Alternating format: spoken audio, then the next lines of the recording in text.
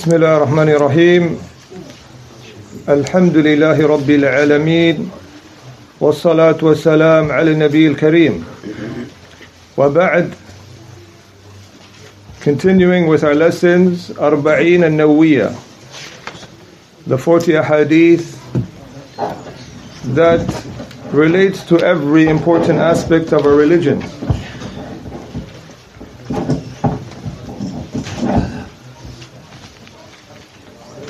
Whether it be the topic of morals and character, or be the topic of our creed and how to preserve it, or our relationship with Allah subhanahu wa ta'ala in general. And this is the intent of the author, as he came across many booklets compiled in 40 hadith, some relating to the topic of aqidah, others specific to morals and character. So he combined them all. And this is where we're at, the 28 hadith that revolves around our religion, or revolves over the principles and which indicates his prophecy. And this only increases a believer in iman. The more he read a hadith or ayat, it increases them in faith. So this hadith, Imam an-Nawawi rahimahullah, he titled it in Riyadh al-Salihin under the chapter Al-Muhafadha al-Sunnah, preserving the Sunnah. Preserving the Sunnah. So this is the topic today, inshallah, the status and the position of the Sunnah, how it lies, and also the ways of preserving it, inshallah. So I'll allow the brother to read the translation. Just some of it, inshallah.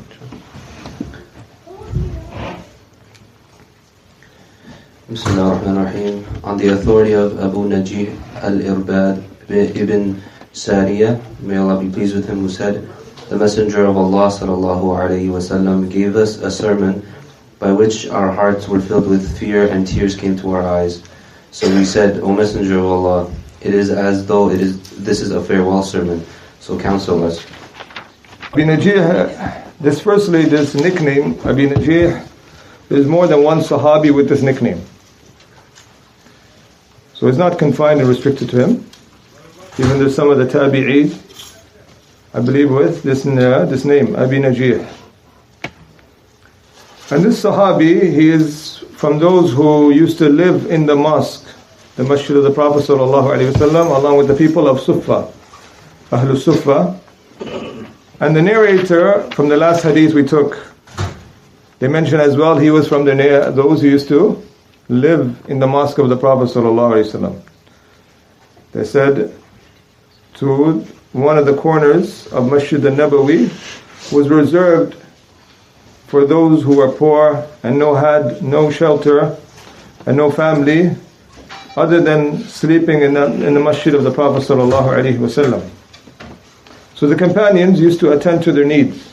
And some scholars have mentioned that they used to invite them on certain days of the week. And they used to compete and who would host the poor. And as the Prophet ﷺ used to say, طَعَامُ الْإِثْنَيْنِ طَعَامُ الْأَرْبَعَةِ, the food for two is the food for four. Mosque of the Prophet ﷺ, which shows you that it's permissible for a person to sleep in the mosque. Some people nowadays, they say it's not allowed for a person to take a nap in the mosque. It's not true. There's a group of Sahabis, they said their number was to exceed 70 at the beginning stage. 70 of them. And from them, they said, was Bilal ibn Rabah. From them, who? Abu Hurairah we mentioned. Others have mentioned Abu Darda from Ahlul Sufa. So the reason why I mentioned this Sahabi al-Irbad ibn Sariyah.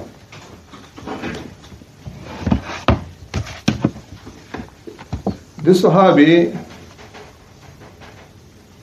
they mention some virtues pertaining to him.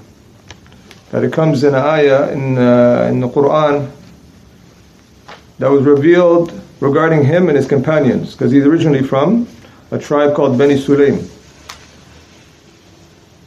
This Sahabi, when many were giving in the path and spending in the path of Allah Ta'ala for the jihad, the battles, along with the Prophet Sallallahu Alaihi Wasallam, Sariya. He was from the poor. Despite that, they were from the poor. When a battle or the events, when he left Medina and he went to Sham, Syria, where he was known to be Shaykhun Kabir, a Sahabi that was very old in his age. They describe him as a Sahabi that was very old in his age. So he died at a very old age.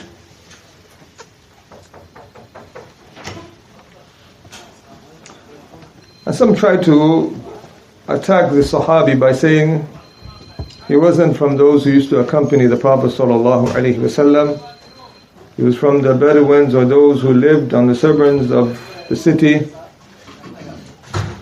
and he was not fit to narrate on the Prophet ﷺ. So they tried to attack this narration that he reported. And their intention is not just to declare this hadith to be weak on its own by attacking the narrator, is they want to reject something that this hadith contains of a message that we're going to read, inshallah, about the evil of all innovations and newly invented matters in the religion. As there are some who attempted to try to declare this hadith to be weak. And alhamdulillah, they have failed in that. They wrote many treatises trying to state that this hadith are weak.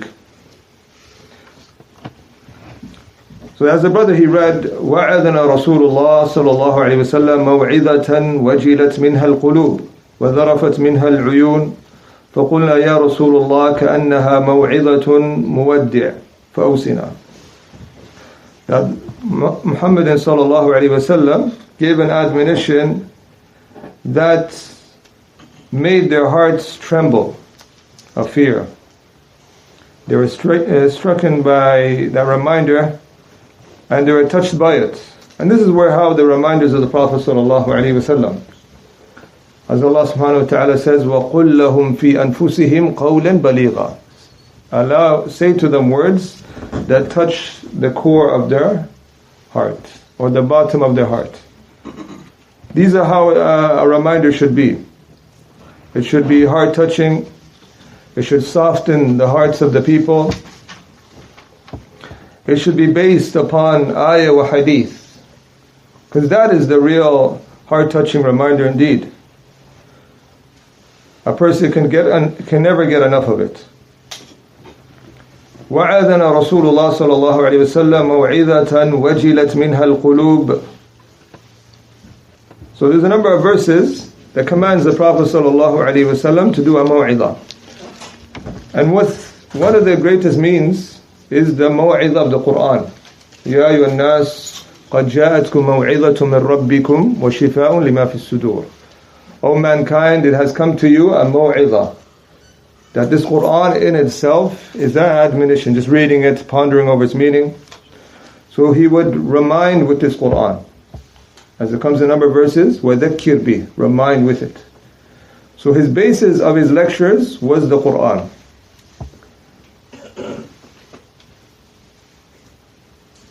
And it shows you that the real mind of the person and his sense of emotions, it lies in the heart. It lies in the heart.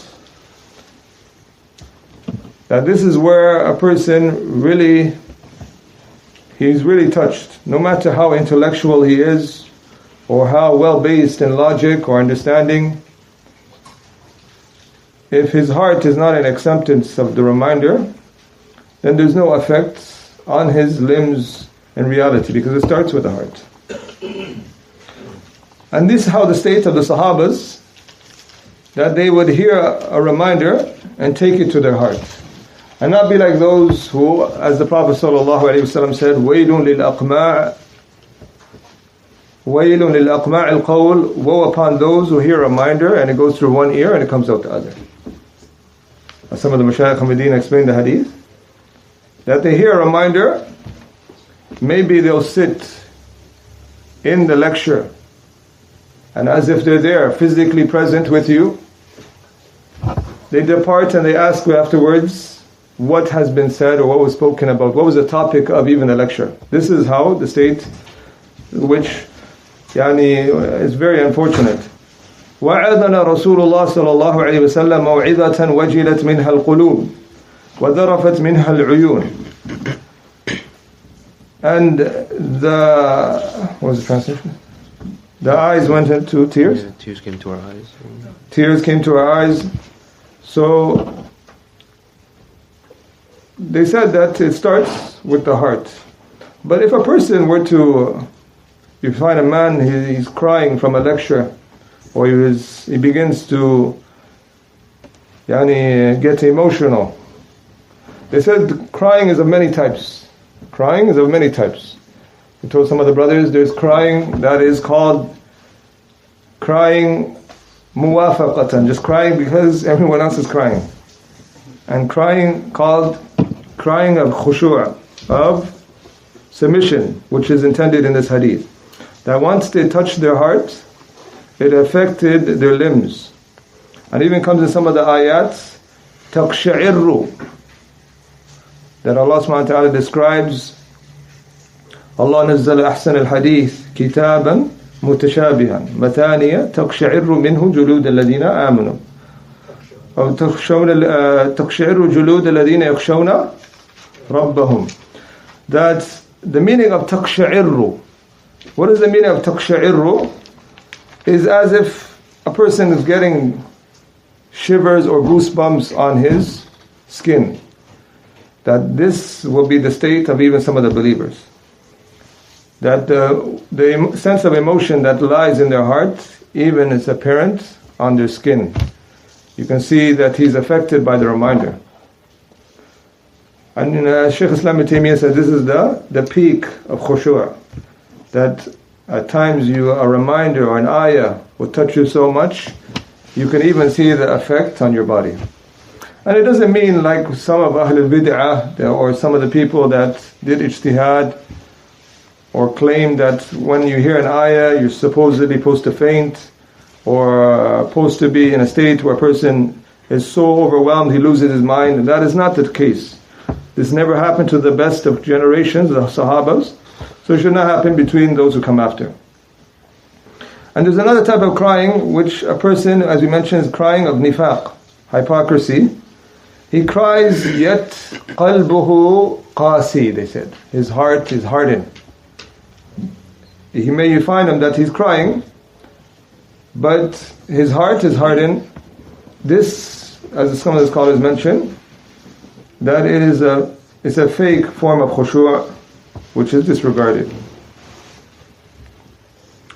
We find that in some of the verses, it mentions that Allah subhanahu wa ta'ala describes the hearts of the believers, ثُمَّ تَلِينُ جُلُودُهُمْ وَقُلُوبُهُمْ إِلَى ذِكْرِ اللَّهِ, that their skin becomes at ease and their heart becomes softened by the reminder. At times we hear that their hearts are in a state of tremble and they're shaken by the reminder, or as if a person has goosebumps or so forth, or shivers from the reminder. When is this and when is that? The scholars, some of them said in tafsir, when it is speaking about the punishment and the torment of Allah subhanahu wa ta'ala, their hearts in a state of tremble and fear, and you see it apparent upon them. But when they're reminded what of Allah subhanahu wa ta'ala has prepared for the good doers, مَا عَدَّ اللَّهِ لِلْمُحْسِنِينَ, they become in a state of ease and comfort, accepting that glad tidings of Allah subhanahu wa ta'ala has given them. So these are the two states. So when we say that a heart softened reminder, it usually means something that Allah subhanahu wa ta'ala speaks about the reward and what He has prepared for the good doers. So the best of admonitions is an admonition that contains both, is balanced. They call it targheeb wa tarheeb. Targheeb wa tarheeb. It gives you interest in what Allah subhanahu wa ta'ala has prepared for those who do good, and it warns you from the punishment and the torment for those who do bad. So that's how a lecture should be based upon. As Allah subhanahu wa ta'ala, when He mentions in the Quran about what He has prepared for the evildoers, He mentions along with them what He has prepared for the good doers. As Allah says, Kitabun Masani, a book that mentions the pairs along with one another. So if there's mentioning of Jannah, there's mentioning of Nar. If there's mentioning of harm, there's mentioning of benefits. If there's mentioning of adrar, there's mention of thimar, and so on, so on. So this is how the admonition should be based upon. Not how what people do now. Their main thing is just so they can entertain the people, or as we mentioned in previous sittings, is based upon storytelling. There's nothing wrong with giving a reminder with some storytelling involved, as the Quran contains stories. لَقَدْ كَانَ فِي قَصَصِهِمْ عِبْرَةٌ لِأُولِي الْأَلْبَابِ مَا كَانَ حَدِيثًا يُفْتَرَى. That in their stories is a means of consideration, life lessons that a person can learn from. Durus, ibar, person can learn much from the stories of the people of the past. But if a person bases his whole lecture on stories, especially stories that may possibly be true or not, and most of the time stories that contain things that should not be mentioned. And I was telling the brothers the stories, like for example, a man gives a lecture about the jinn possession, or this or that. We hear these type of things. And some of the mashayikh, they have many examples for that. So when we have people giving reminders and lectures who took the position of those who have knowledge, yet they don't have knowledge, they bring more harm than good. They bring more harm than good. They come with fabricated ahadith, and when they're asked why are they coming with ahadith mawdu'ah, they say it softens the hearts of the people. It softens the hearts of the people. It's not true. Or nowadays people, they're new lecturers, they come and they come with new videos every time, and it's as if it's a person who is like an actor or a stage concert where it's different sceneries, and every lecture, if he's speaking about the hellfire, he has fire in front of him. This is not intended. This is not intended. The reminders and the admonitions of the Prophet ﷺ, how he said for us, is the best example. لَقَدْ كَانَ لَكُمْ فِي رُسُولِ اللَّهِ أُسْوَةٌ حَسَنَةٌ. Indeed, in the Messenger of Allah is the best example. For who? لِمَنْ كَانَ يَرْجُو اللَّهَ وَالْيَوْمَ الْآخِرِ. For those who hope in Allah on the last day. The reminders of the Prophet ﷺ and his companions, he used to touch them, as we mentioned in this hadith, that tears came out of their eyes. And tears coming out of the eyes, regarding the Sahabas, was sometimes they would cry and their eyes would become watery, or they would be affected by the reminder. And in other narrations it comes that you can hear a noise from them, the noise of that a person is in a state of crying or in tears, and they call it what appears in books known as the books of Tajweed, ghunna, the ghunna noise from the nostrils. That comes from some of the Sahabas, and also it comes that the Prophet ﷺ would cry until even the tears or the moist of his tears would touch his beard. And also in the state of prostration, the place where he prostrated would become wet from tears. But anything beyond that, then this is something that a person would not go to that extreme, and not extreme. So those are like generally the scenarios. And we gave a whole sitting just about al-buka lillah, crying for the sake of Allah. And we don't want to go and repeat that once again, inshallah. وَذَرَفَتْ مِنْهَا الْعُيُونَ.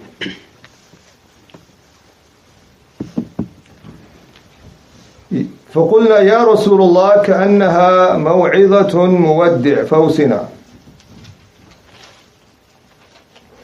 So they said, O Messenger of Allah, as if it is an admonition of a person bidding the people farewell. So counsel us or give us a reminder. a farewell advice that we can remember and take heed upon. It comes in some of the narrations of this hadith that the Prophet ﷺ gave them this admonition after praying Salat al-Fajr. And the tendency of the Prophet ﷺ is that he would give some reminders here and there after Salatul Subh, when the people are very open to the reminder. So once he turned towards them, and he faced them, he began and gave them this admonition. And there were certain hints from the Prophet ﷺ in some of his wordings. He would say, after coming back from Hajjatul Wada', perhaps there may come to me a call from my Lord, فَأُجِيبَ. There may come a call from my Lord where I answer him. So there was more than one hint that the Prophet gave that his death is near and near. So they would take these words from him, sallallahu alaihi wasallam, as he is bidding the people farewell. And when a person is on a way to depart, or even as a traveler, the last words of that person is oftenly remembered. So it's encouraged that even when you're traveling, or you're departing, or you're going to be away from your family for so long, that you give them some sort of farewell advice that they can remember you for. Take advantage. It's called the wasiyah. It's very important, even when you're traveling.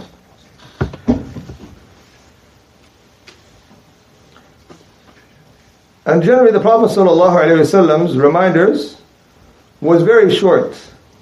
As it comes in a hadith reported by Abu Dawud, كان رسول الله صلى الله عليه وسلم لا يطيل الموعظة يوم الجمعة إنما هو كلمات يسيرات. That he never used to prolong the admonition on Friday. It was just a few words that he would give and he would touch the people. كلمات يسيرات, just a few words. So now a person he's given a khutbah for so long until people they're overwhelmed with it. The timing, it's not going to inconvenience, they're not focused. This is not in accordance to the mu'idh of the Prophet sallallahu alaihi wasallam.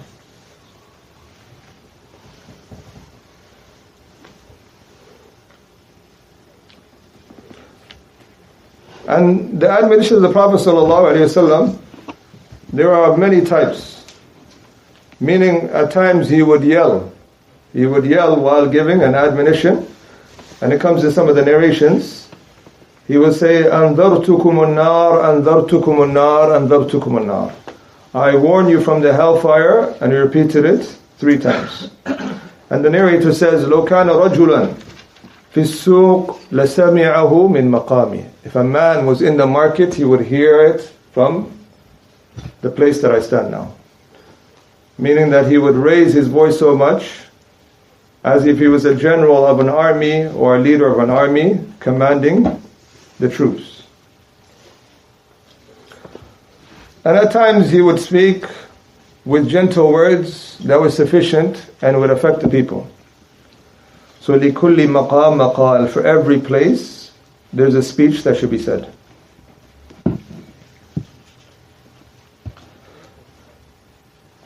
كأنها موعظة مودع فأوصنا. This term مودع,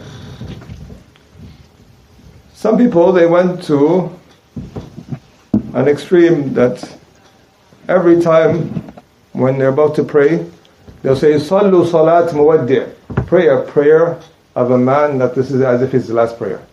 That's good words. That comes a hadith that the Prophet ﷺ said, pray a prayer as if this is you're going to be your last prayer praying. You never know, you might pray and not pray again. Authenticated by Albani. But he says to say this at every salat when he's straightening the rows, and this is something new. But to remind the people here and there, that's okay. But constantly, every salat, sallu salat muwaddi', pray a prayer as a man that is bidding the people farewell, or he's going to never pray again. قال أوصيكم بتقوى الله. So we'll allow the brother to read the translation from there, inshallah. He sallallahu alayhi wa sallam said, I counsel you to have taqwa of Allah and to listen and obey your leader, even if a slave were to become your Amir. Verily, he among you who lives long will see great controversy. So you must keep to my sunnah and the sunnah of the Khulafa al-Rashidin, the rightly guided caliphs, those who guide to the right way. Cling to it stubbornly with your molar teeth, and beware of newly invented matters in the religion, for verily every bid'ah innovation is misguidance.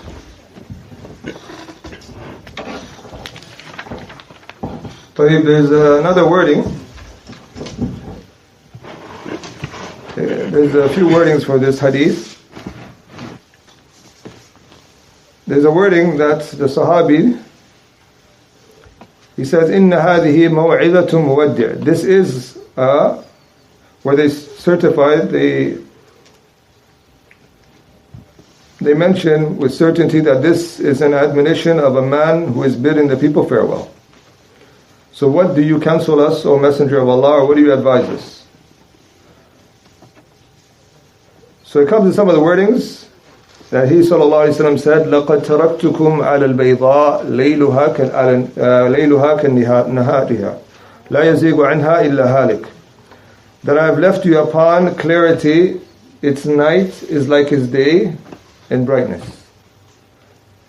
So these are some of the wordings of the hadith. قَالَ أُوصِيكُمْ بِتَقْوَى اللَّهِ. He says, I advise you to have the taqwa of Allah. And the word taqwa, it can be used to say, have taqwa of Allah, to fear Allah. And at times it can say, to fear the hellfire, وَاتَّقُوا النَّارِ. And other times it can say, وَاتَّقُوا يَوْمًا تُرْجَعُونَ فِيهِ إِلَى اللَّهِ. Fear a day. So anything that revolves with that meaning, this is taqwa. The foremost is fearing Allah. And even if a person, he is doing a deed or he avoids a deed and he says, out of fear from the hellfire. This is from the taqwa of Allah. Or fearing the standing in front of his Lord. Usikum bi taqwa Allah. We took in a number of hadiths previously, the meaning of taqwa, we're not going to repeat it, inshallah. But generally, this is the recommendation of Allah subhanahu wa ta'ala for the nations before and the nations to come. وَلَقَدْ وَصَّيْنَا الَّذِينَ أُوتُوا الْكِتَابَ مِنْ قَبْلِكُمْ وَإِيَّاكُمْ أَنِ اتَّقُوا اللَّهِ. And this is the recommendation or the advice that the Prophet ﷺ would give in gatherings that contained a number of people. But if it was one or a particular person, he may give a reminder that suits that person. But when it was general, he would advise with taqwa. There he says, وَالسَّمْعِ وَالطَّاعَةِ, and to hear and obey. وَإِن تَأَمَّرَ عَلَيْكُمْ عَبْدٌ. Okay, the word to hear and obey, we hear this a lot. Some of the scholars, they said it means the same thing.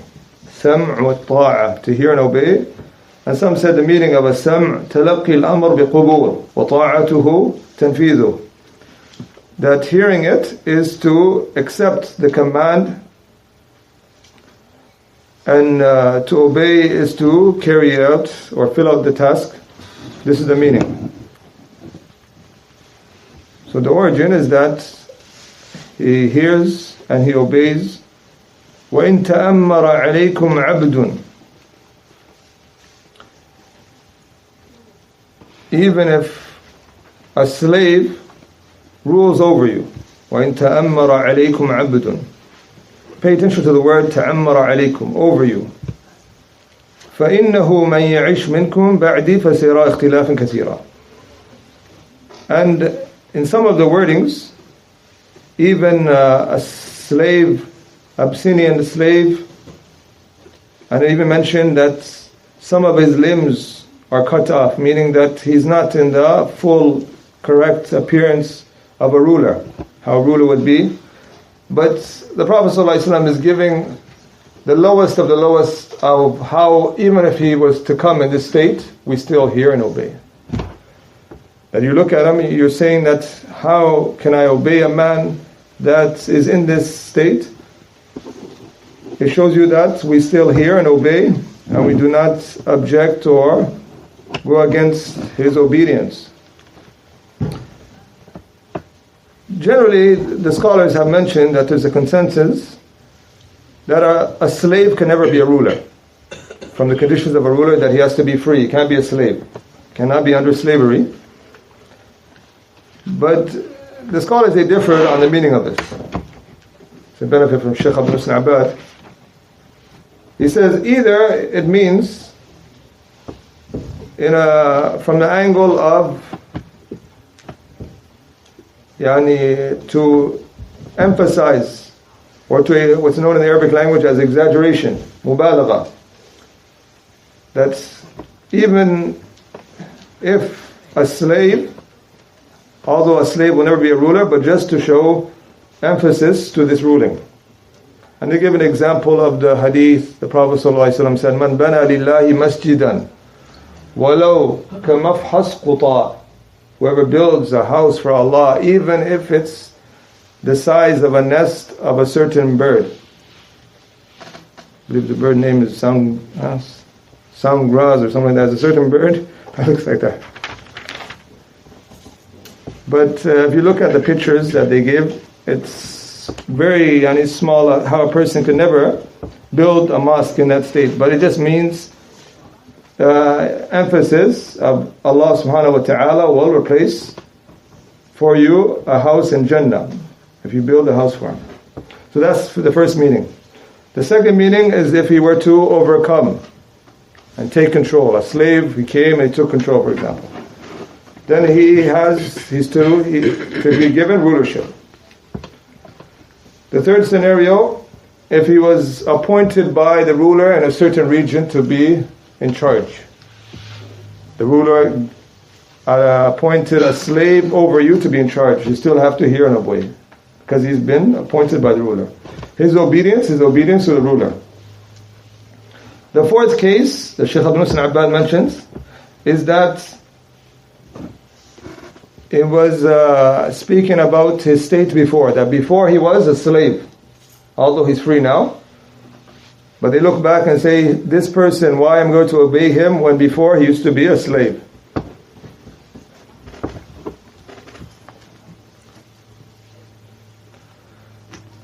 So the word was sam'i wa ta'a. It is known that we hear and obey fil ma'ruf. Fil ma'ruf, the Prophet ﷺ said, إِنَّمَا طَاعَةُ فِي الْمَعْرُوفِ. Obedience is only in that which is good.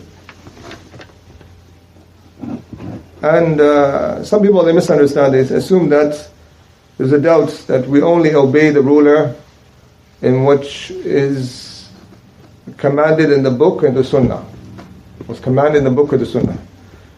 If it was commanded in the book and sunnah, it wouldn't be obedience to the ruler. It would be obedience to who? To Allah and His Messenger. It would be obedience to, there's no need to say obey the ruler, because you're initially obeying Allah and His Messenger. But the meaning of it, Shaykh Salih Fawzan mentioned, obeying him in what does not oppose the Quran and Sunnah. Meaning the Quran and Sunnah does not command to do it. At the same time, it does not oppose the Quran and Sunnah. If he commands with it, then a person obeys. Another doubt that they give is that they say this is for a man who rules with the legislation of Allah, not these man-made laws, or he has a system with some of the Sharia and some of the man-made laws. They said this is not the case. And this is not true. The Prophet ﷺ mentioned in a hadith in Sahih Muslim, there will come rulers after me. He says, سَيَكُونُونَ أَئِمَّةً. There will be imams or leaders. لَا يَسْتَنُونَ بِسُنَّتِي وَلَا يَهْتَدُونَ بِهَدْيِ. They don't follow my sunnah, nor do they take my guidance. At the same time, the Hudayfa asked, what should we do if we meet them, O Messenger of Allah? And the Prophet ﷺ went on to explain their condition. He says, قُلُوبُهُمْ قُلُوبُ الشَّيَاطِينَ فِي جُثْمَانٍ. Their hearts are like the hearts of devils and the bodies of humans. And at the same time, the Prophet ﷺ said, if you come to meet them, hear and obey. Hear and obey. So a man who comes and says that this is only for a man that is pious, the best of rulers, here, there, and I obey him. That's not true. Or they say this is only for a khalifa, a man that rules all of the Muslims. That's not true. The Prophet sallallahu alayhi wasallam, he mentioned in a number of hadith, whoever is in charge of your affair. Whoever is in charge of your affair. And also it comes that Umar ibn Khattab, he would give authority of a ruler in a certain area from some of the Sahabas. So they would be forced to obey. And if a person takes control of a country by ijma', then he is a ruler.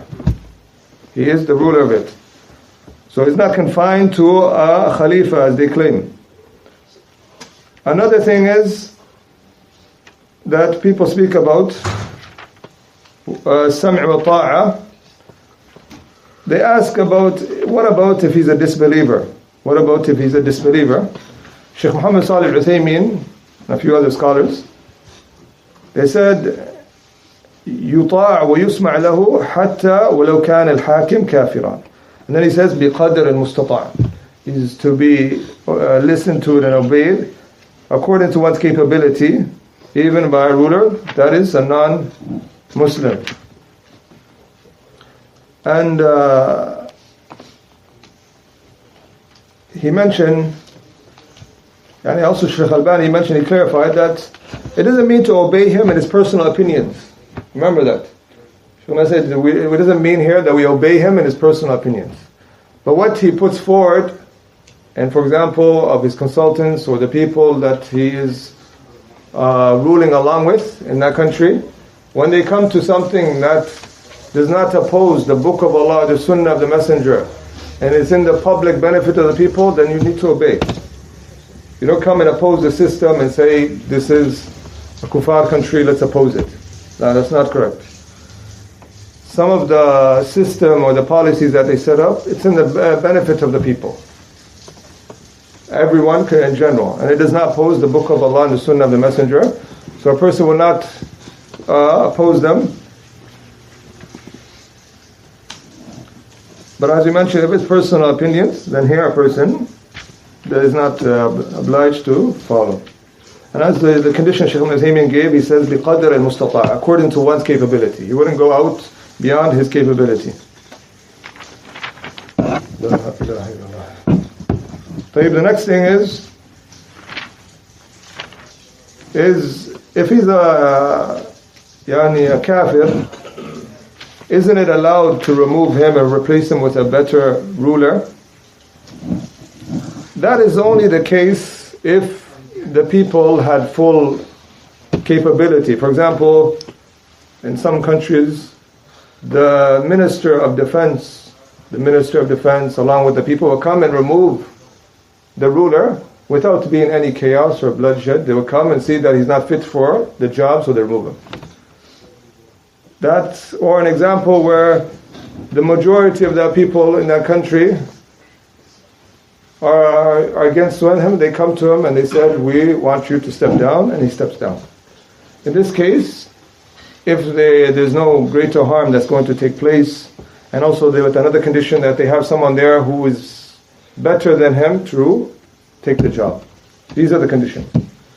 As where they try to say, we don't want you in this position anymore, and they remain with no ruler, and it's even more problems, and this is harm. I believe some scholars, they say 40 years with a bad ruler, 1 year with a bad ruler is better than 40 years, or the opposite, 40 years with a bad ruler is better than 1 year with no ruler. I think 1 night without a ruler. 1 night, the brother corrected. So subhanAllah, shows you how important the ruler is. Shaykh al-Uthaymeen, he says, everything needs a leader. Mostly everything. He even said, even with animals. The example he gave, he said, when the birds are flying, they have a leader. That's why when the people are going for hunting, they usually shoot the first bird. Well, after that, when they shoot the first bird, the rest of the birds go out. It's easy to target the rest. They go out in confusion. So everything has a leader, even with animals.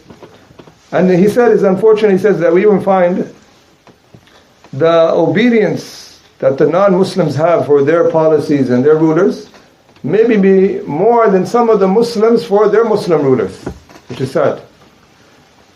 He said this is sad, and you find that these people are not even doing it out of religion.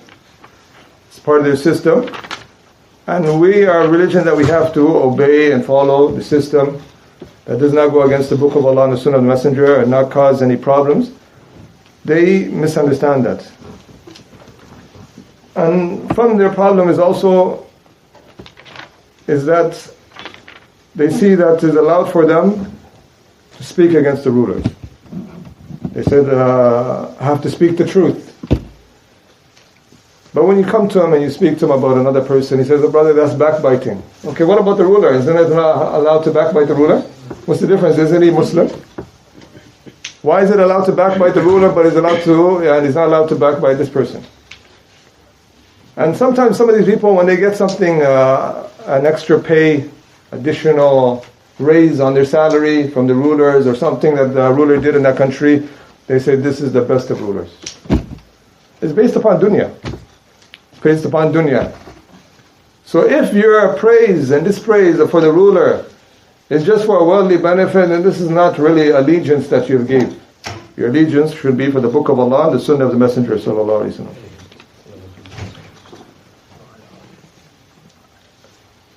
So what these people do now of causing chaos and disturbance in the lands, or they say we are a group set up to remove the bad ruler, they've brought harm upon themselves. And at the end of the day, they never establish a government. Most of the times at the Khawarij they say لَمْ تَقُمْ لَهُمْ دَوْلَةٌ. Look at the Khawarij in history. They're just moving from one place to another. They say we grab this place, they go to another place to cause chaos. They're not set up to establish a government, the Sharia law, as they say. They're just moving around just to cause bloodshed and disturbance within the people. And we see this. And the people do not even accept their rulership.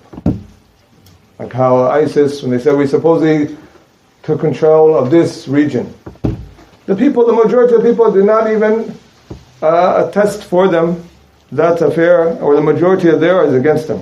And at the same time, they're still fighting for it, and they say we controlled it. So these people, no one should be deceived of their statements. Another thing is, before we move on, is being quick to declare the rulers kuffar. Shaykh Muqbil rahimahullah, he has some beautiful words.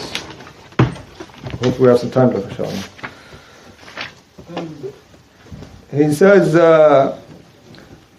He says we're not hasty to declare the Muslim or the rulers to be kuffar. He says the reason why we see them to be musayyarin la mukhayyarin, that they're in a position where they're forced, they don't have any choice now. Most of these rulers, they cannot really do anything, they can't go against it. So in this state, they're somewhat excused. Due to the pressure of the new system with all countries aligned, they have no choice. Even though this is not the best of state that they're in, but a person cannot come and declare them to be a kafir. He says, مَا نَسْتَطِيعَ نُكَفِّرُهُم. And he gave examples. He said, for example, the president of Yemen, the king of Saudi. Another time he says the president of Sudan. He said at that time the president of Egypt. And he said others. Those ones were compelled to do what they were doing, and not willingly. Quickly reading, inshallah, to the time, subhanAllah. Then the Prophet ﷺ clarifies, فَإِنَّهُ مَنْ يَعِشْ مِنْكُمْ بَعْدِي فَسَيَرَى اخْتِلَافًا كَثِيرًا. Whoever lives long amongst you after me will see many differences. And this, as we mentioned, is a miraculous statement of the Prophet. As he mentioned, came true. And it happened at the Khilafah, the last stage of the Khilafah of Uthman radiallahu ta'ala. And the first bid'ah that took place was what he was speaking about. What was the first bid'ah that happened, the first innovation? Khuruj, not listening and obeying. He spoke about it and he said it and it came true. The first bid'ah is them rebelling and causing revolution against Uthman radiallahu ta'ala. The Khawarij, they were those who killed him. And from there it continued, and even rebelling against other rulers. So there then the Prophet ﷺ says, فَعَلَيْكُمْ بِسُنَّتِي وَسُنَّةُ الْخُلَفَاءِ الرَّاشِدِينَ الْمَهْدِيِّينَ. So what is the first sunnah? From where is the first? We mentioned the first bid'ah that happened was the bid'ah of the Khawarij. So what's the second bid'ah that happened?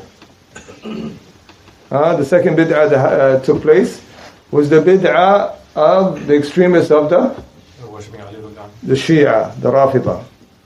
They came and they said Ali is God. The third bid'ah that was innovated in Islam was the bid'ah of Qadr, the Qadariyah. Those who say that everything is a coincidence. Allah doesn't know anything until it happens. These people, they appeared in Iraq. And then the fourth bid'ah was the bid'ah of the corrupted belief in Iman, that Iman does not increase and decrease. And at the fourth stage was when most of the major senior Sahabas passed away, and just a few of the Sahabas were alive. So these four bid'ahs happened. Then it came the bid'ah of the Jahmiyyah, and so on and so on. So the Prophet ﷺ says, upon you is my sunnah and the sunnah of the Khulafa al-Rashidin al-Mahdiyin. What is the meaning of sunnah? Sunnah has a number of meanings. Sunnah has a number of meanings. Much of benefit of Shaykh Abdul Musa Abbad. He says sunnah has four well-known meanings. The first one, tariqah, tradition. His way, his tradition. And they use some lines of poetry that Shaykh Mubi mentioned. من معشر سنت لهم آباؤهم ولكل قوم سنة وإمامها.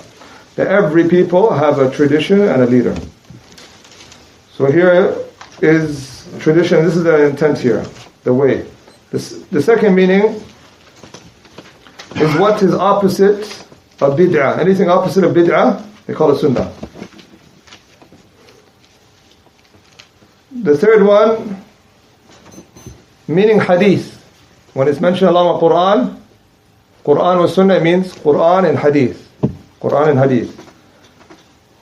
And the last one, the meaning of recommended. We say this is sunnah, meaning recommended. Praying something, say, brother, this is mustahab, is recommended.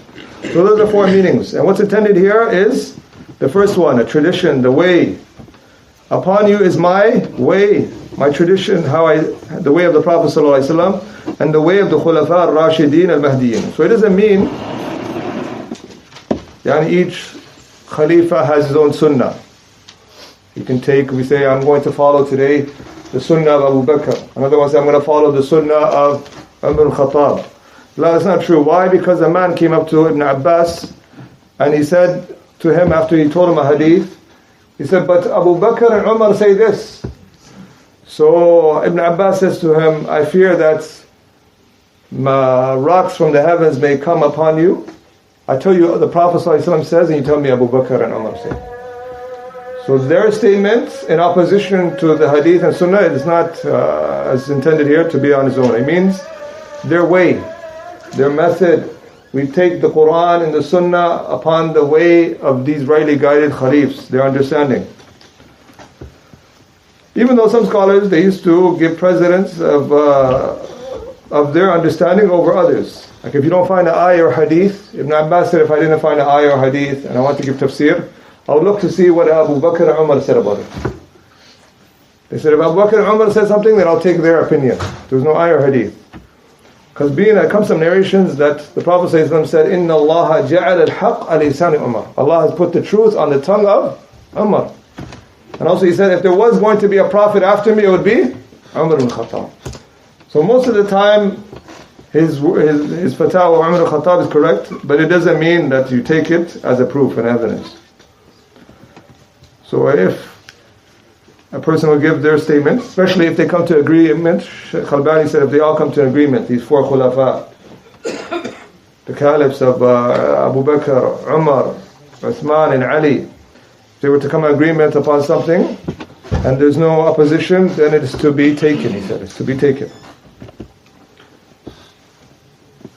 عضوا عليها بالنواجذ. Here he refers to it as singular.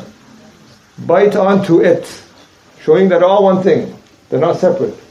He was going to say that each one has a sunnah. He would have said bite onto each one of them. But he said bite onto it. So it's all one. They're all in accordance to one another.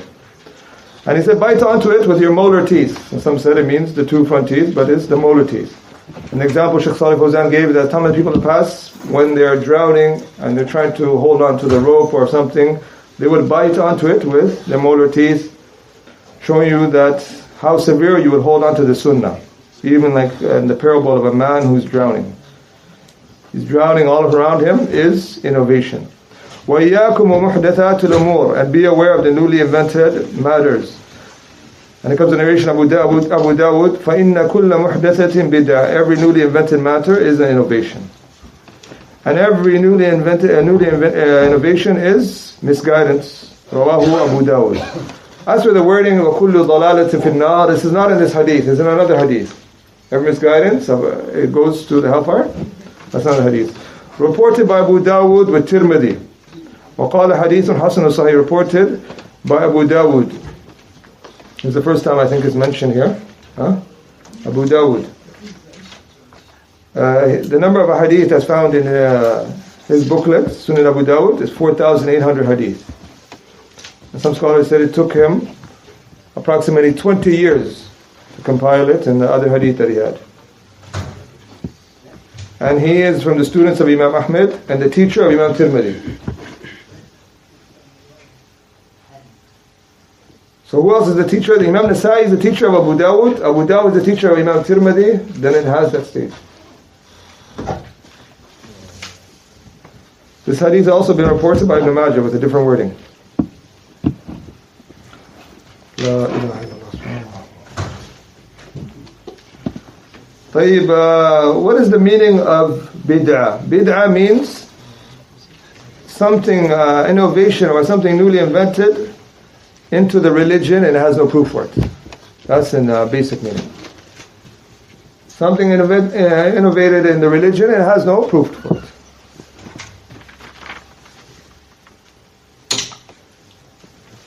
But a person asks, what about after the death of the Prophet ﷺ, the companions came and they compiled the Quran, the verses, into one book. Is that an innovation? That never happened at the time of the Prophet. It's not an innovation. Allah says, Alif Lam Mim Kitab. Alif Lam Mim Dhalika al-Kitab La Rayba Fi. Allah described the book as with verses compiled together. So for that reason, it is to be compiled. It's taken from the general statements. The next one is, if something were to happen that happened after the death of the Prophet ﷺ, is to be looked at it. Was there a need for it in the time of the Prophet ﷺ and the Prophet was capable of doing it and he purposely left it off? If he purposely left it off and he was capable of doing it while there's a need for it, then you doing it after him, his death, is considered to be innovation. But if there was a need for it after his death, and there wasn't a need for it in the time of the Prophet ﷺ, and it were to happen, and a man did ijtihad, this is not regarded as a bid'ah, and he were to take the generalities of the Quran and Sunnah, Shaykh Mubin mentioned. طيب, what about Taraweeh? Here this hadith says every bid'ah is misguidance. And Umar Khattab, he said about Taraweeh, ni'mat al-bid'ah. What an excellent bid'ah. It comes another narration, in kanat hadihi bid'ah fa ni'mat al-bid'ah. If this is a bid'ah, then what an excellent bid'ah it is. Because he means the linguistic meaning. He revived something that went away. And reviving something that went away is something good. It's something good. So if a person were to revive something that he did,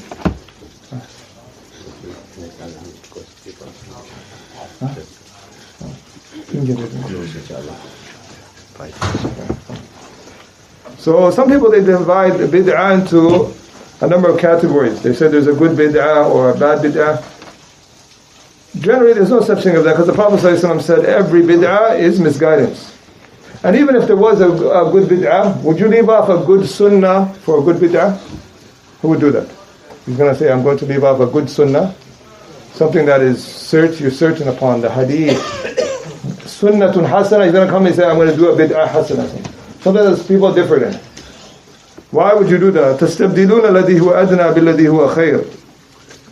And some people, they even divide bid'ah into five categories. They say there's a bid'ah that's wajib, there's a bid'ah that's recommended, there's a bid'ah that's mubah, there's a bid'ah that's makruh, bid'ah that's haram. Even though there's some scholars who said that, but even that, it is not the best of guidance, the guidance Prophet, kullu bid'atin dalala.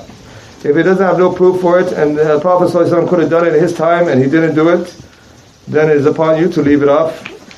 And as Imam Malik says, whoever claims that there is a good bid'ah, فَقَدْ زَعَمَ أَنَّ مُحَمَّدًا خَانَ الرِّسَالَةِ, then he has indeed claimed that Muhammad ﷺ did not convey the message. Because Allah says, الْيَوْمَ أَكْمَلْتُ لَكُمْ دِينَكُمْ, today I've completed for you your religion. So the religion is complete. It doesn't need any additions. It doesn't need any additions. So this is the affair. Who are the rightly guided Khalifs? We mentioned 4 of them. Some of them have added Umar ibn Abdul Aziz. Umar ibn Abdul Aziz, because of his time, and they use some narrations. And also, some have said even later on when Isa ibn Maryam comes. And even the Mahdi, they're considered to be rightly guided Khalifs. And one more last benefit, inshallah we'll allow the muezzin to make the adhan. We apologize for the delay. If the ummah were to come together upon something and unite, then it is considered to be a proof. That in itself is a proof on its own. So a lot of things that the ummah is coming together upon, and it is a proof on its own.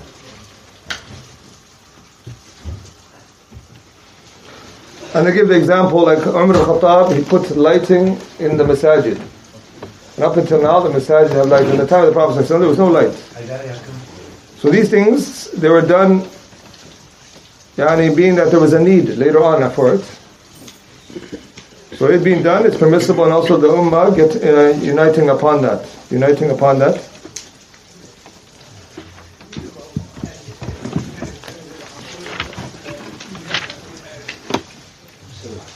So inshallah we end with this. We apologize, we missed a few things, but we'll end with this inshallah, and we ask Allah Tabarak wa Ta'ala to forgive us for our shortcomings, and we apologize for the delay. وآخر دعوانا أن الحمد لله رب العالمين والمؤذن